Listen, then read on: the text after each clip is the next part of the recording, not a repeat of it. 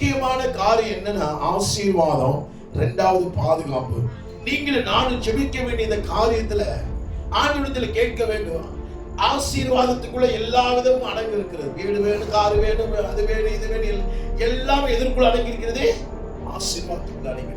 பாதுகாப்புக்குள்ள, நம்முடைய எல்லைக்குள்ளாக விபத்து வராதபடிக்கு, நோய்கள் வராதபடிக்கு, நம்மளால திடீர் நம்ம வாழ்க்கையில சிலங்களை இழந்து போகாதபடிக்கு.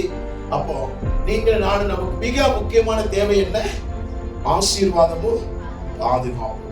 ஆண்டவர் மத்திய 6வது அதிகாரம் 8வது வசனம் சொல்லப்பட்டிருக்கிறது, உன் வாயில் பிறவாதற்கு முன்பாகவே உனக்கு என்ன தேவை என்பதை பிதா என்ன செய்திருக்கிறாரா?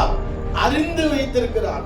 நம்முடைய வாழ்க்கையில ஆண்டவர் என்ன தேவை என்பதை நீங்களும் நானும் மற்றவர்கள் சொல்லிதான் அறிந்து கொள்வார்கள் தவிர, பிதா நம்முடைய வாயிலிருந்து வருவதற்கு முன்பு என்ன செய்திருக்கிறார்? அறிந்திருக்கிறார். நீங்களும் நானும் ஆராதிக்கிற தேவன் நம்முடைய தேவைகளை சந்திக்கிற தேவனாக இருக்கிறார். நம்முடைய தேவைகளை பார்த்து ஒதுங்கி விடுகிற தேவன் அல்ல, இல்ல நம்மளை அப்புறம் போகிறவர் காண்கிற தேவன் அல்ல. நம்முடைய தேவைகளை, அது என்ன தேவைகளா இருந்தாலும் சரி, கர்த்தர் தேவைகளை சந்திப்பதற்கு ஒரு போதுமான தெய்வமாக இருக்கிறார். ஒருவேளை நம்முடைய தேவைகளை, நாம் வைத்திருக்கிற சில தேவையான லிஸ்டுகளை சந்திப்பதற்கு மனிதனால் கூடாமல் இருக்கலாம். சில நன்மைகளை தருகிறவனா இருக்கலாம். ஆனா எல்லா நன்மையினாலும் மனிதனால் கொடுக்க முடியுமா? எல்லா தேவைகளும் ஒரு மனிதனால் சந்திக்க முடியும் என்று சொன்னால் சந்திக்க முடியாது. நீங்களும் நானும் ஆராதிக்கிற தேவனால் மாத்திரமே நம்முடைய தேவைகளை சந்திக்க போதுமானவர்கள். எனக்கு பிரியமுள்ள தேவன் சொல்லுங்க, அது என்ன தேவையா இருந்தாலும் சரிதான்.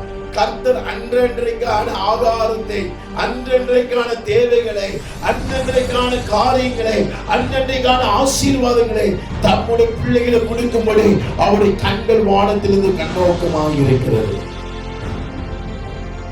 அப்போ நமக்கு மிக முக்கிய தேவை என்ன சொன்ன?